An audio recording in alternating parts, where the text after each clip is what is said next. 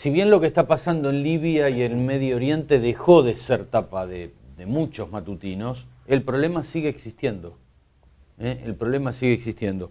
Y ahora en los últimos días, Estados Unidos y Francia ofrecen refugio a Gaddafi, si abandona Libia, justamente. Horacio Calderón, gracias por haber venido. Un placer, como siempre.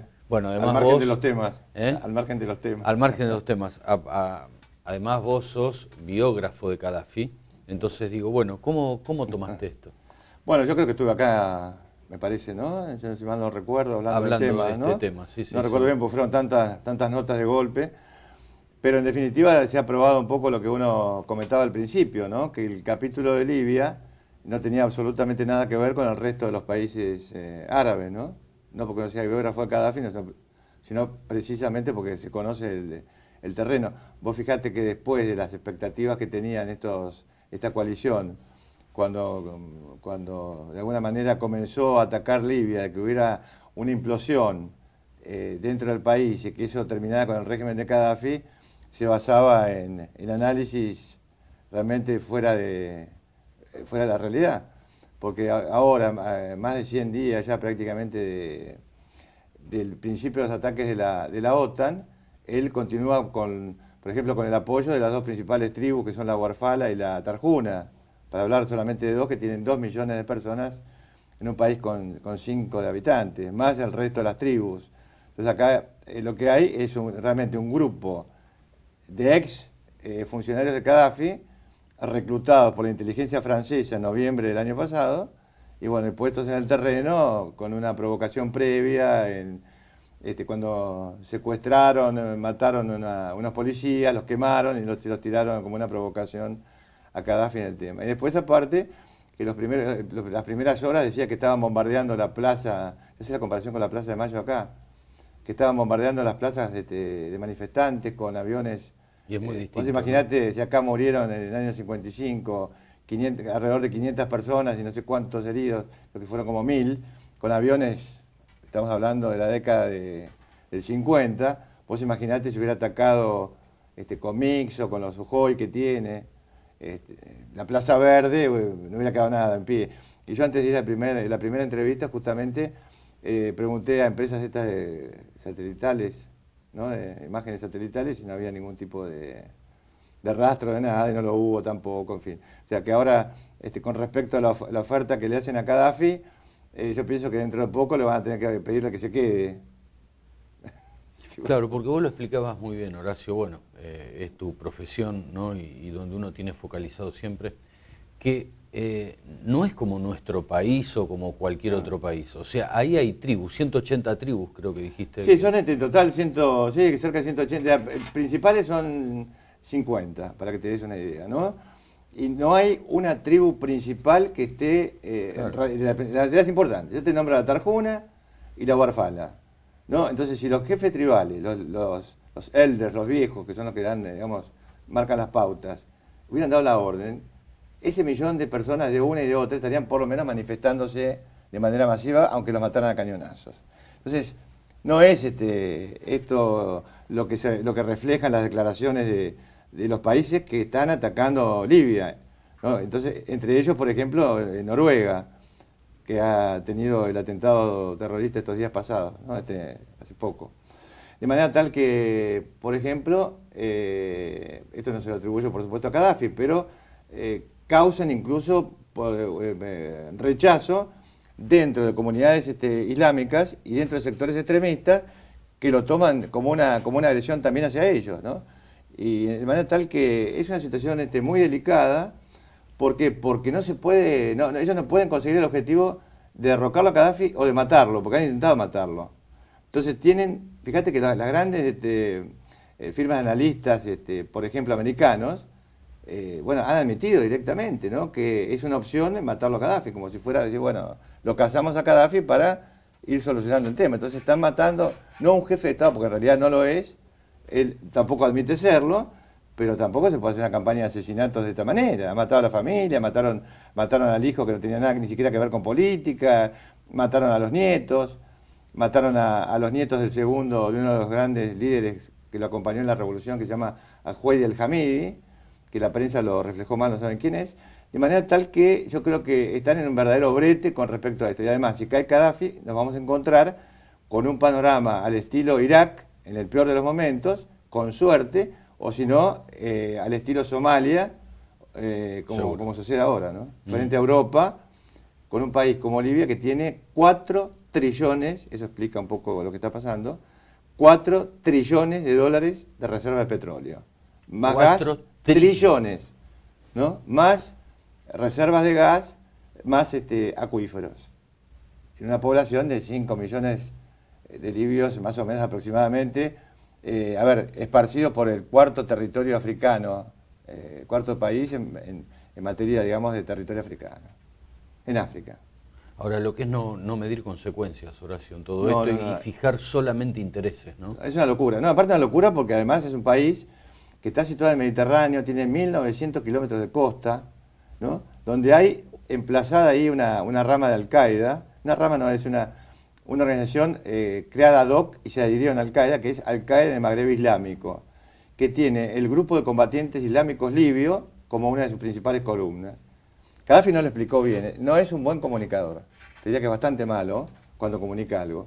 Él debería haberlo explicado mejor el tema, porque realmente yo he estado ahí en medio de un atentado, ya esto fue de los hermanos musulmanes en 1984, ya de esa época los extremistas musulmanes ya lo querían matar, porque Gaddafi pertenece a una secta religiosa que es la de los darwiches, se llama, bueno, la gente, para esto es chino. Sí, sí, claro. Pero los darwiches son odiados por el extremismo musulmán, ¿no? Son parecidos a los sufis o pro-sufis, que es una orden espiritual del Islam, que ha impregnado el Islam prácticamente en un 90%, gracias a Dios. Por eso la mayoría no es extremista, ¿no?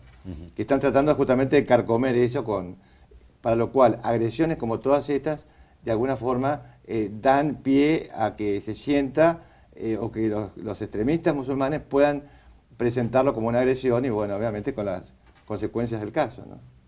Seguramente. ¿Puede parar esto en algún momento, Horacio? Sin llegar a esto que estábamos hablando hace un momento, ¿no? De que explote Libia y con todos los problemas que va a traer a nivel global, ¿no? Yo pienso que en este momento lo que están viendo como una alternativa, que yo no sé si la van a conseguir, que Gaddafi acepte, bajarse del poder, porque a lo mejor, por supuesto, él no detenta cargo público, pero obviamente sí es el líder de una federación de tribus que lo sostiene. Exacto, el líder de una federación de tribus. Claro, si no fuera así, no existiría en este momento. Pero además hay que ver que todas esas tribus tienen presencia en las Fuerzas Armadas. Entonces no han logrado ni desintegrar a las Fuerzas Armadas, es decir, de la forma que se presentan. Han destruido muchísimos tanques, lo que vos quieras, pero la unidad de las Fuerzas Armadas de Libia no la han destruido. Y la unidad tribal tampoco.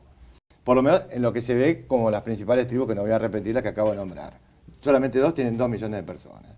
Entonces todo el resto, disculpame la palabra, es un verso también de algunos medios de comunicación internacionales importantes, como Al Jazeera, que tienen otro tipo de objetivos. ¿Cuáles son? Alejar la atención de las represiones que están ocurriendo en la zona del Golfo, sobre todo Pérsico, se lo llama Golfo Árabe, el caso de Bahrein, por ejemplo, ¿no?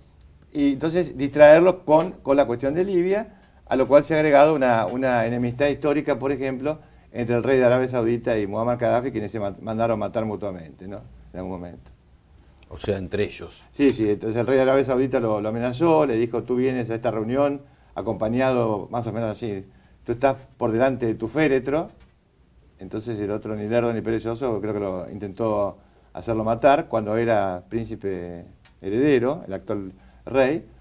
De manera, es todo un problema muy grueso, muy difícil a veces de explicar. ¿Cómo juega Siria en todo esto?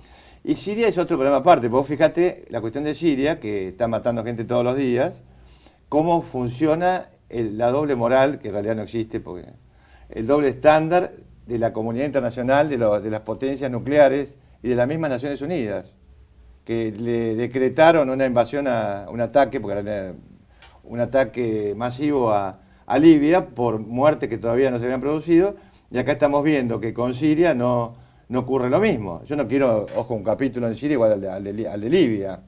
Pero el problema de Siria es que Siria está gobernada por una minoría, que son los alawitas, de hace 40 años, que tienen el 8% de la población del país.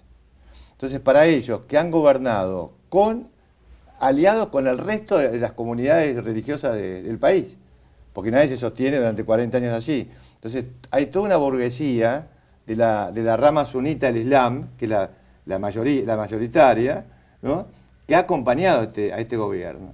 Entonces, ¿qué sucede? Acá hay una rebelión dentro del país, auspiciada, motorizada por un sector de los movimientos más extremistas islamistas, pero aunque parezca mentira, respaldados por Arabia Saudita. Entonces vos, claro, el televidente va a decir, ¿qué es lo que está pasando acá? Bueno, es un juego de intereses que a veces es muy difícil poder bajarlo al televidente o al oyente, si es por radio, para que si no tiene, digamos, una información cotidiana del tema, pueda entender lo que pasa. Entonces, en definitiva, por ejemplo, en Siria, que es lo más grave hoy, porque, por ejemplo, hoy en este momento había decenas de miles, si no centenares de miles de personas en la calle manifestándose, pero todavía no tiene masa crítica para poder derrocar el gobierno. El gobierno, claro. ¿Por qué? Porque esta familia, esta secta alawita, tiene un clan, que es el clan del presidente, que tiene las Fuerzas Armadas, las Fuerzas de Seguridad, los servicios de inteligencia, más una apoyatura muy importante en el país, totalmente controlada. Y si ellos pierden, es un riesgo existencial, porque la revancha de todos los que han sufrido problemas durante las últimas décadas va a ser terrible. Entonces ellos tienen, es decir, es a matar o morir, acá no hay término medio. Es una amenaza, en este caso te nombro Siria porque es el país que está hoy prácticamente en el tapete, ¿no? Es existencial para todos los que están gobernando ahí y los que han acompañado toda esta gestión, digamos, tantos años, ¿no? Que no son necesariamente parte de esta secta alawita la cual yo he mencionado, ¿no? Seguramente. Seguiremos atentos, Horacio. Muchas gracias por invitarme. Gracias nuevamente por haber venido. Un placer, como siempre. Pausa.